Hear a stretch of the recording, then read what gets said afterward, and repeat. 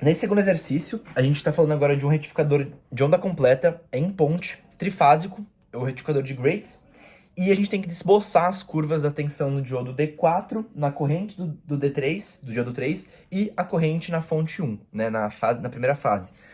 Então a gente primeiro escreve as funções com as respectivas fases, né, defasagens, e para esboçar, a gente tem que lembrar do funcionamento dos diodos, né? Então agora, como é um trifásico, o diodo vai polarizar não com a tensão de fase, e sim com a tensão de linha, já que a gente tem a combinação de fases polarizando cada diodo. Então, ele vai polarizar em momentos diferentes em relação ao monofásico, né?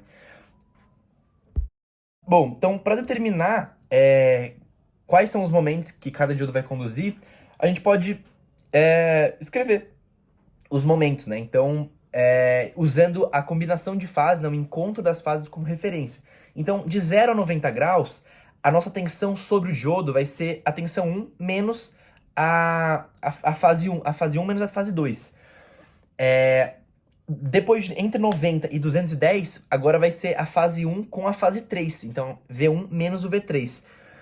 Entre 210 e 330, esses 120 graus, é o momento em que o diodo 4 vai conduzir. Então, a tensão nele vai ser zero.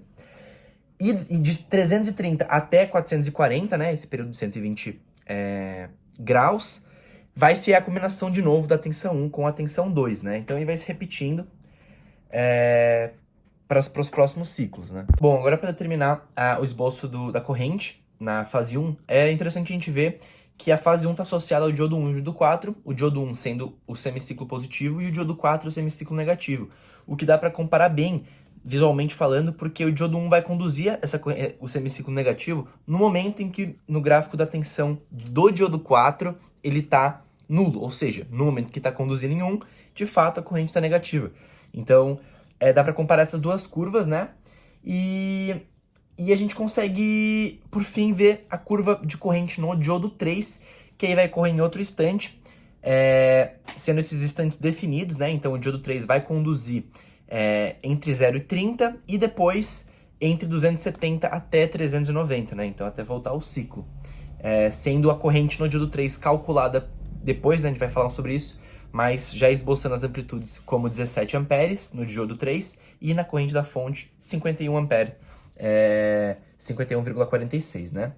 E aí no último item a gente só calcula de fato com as expressões. E o importante da gente lembrar é justamente na teoria de que em regime permanente a tensão no indutor é zero, né? Porque as nossas componentes harmônicas alternadas elas vão se anular ao longo do tempo. Então a gente consegue simplificar isso para calcular, né, a corrente média na carga, que vai ser justamente 514,6 sobre 10, que é a resistência, resultando na corrente, né, da carga. Depois calcular a corrente média e eficaz do diodo 3. Então a gente tem um intervalo de funcionamento do diodo 3, né, que aqui a gente colocou entre 3π sobre 2, né, 270 graus, até 13π sobre 6, que seria os 390, né, em vez de fazer 0 a 30 e depois de 270 a 360.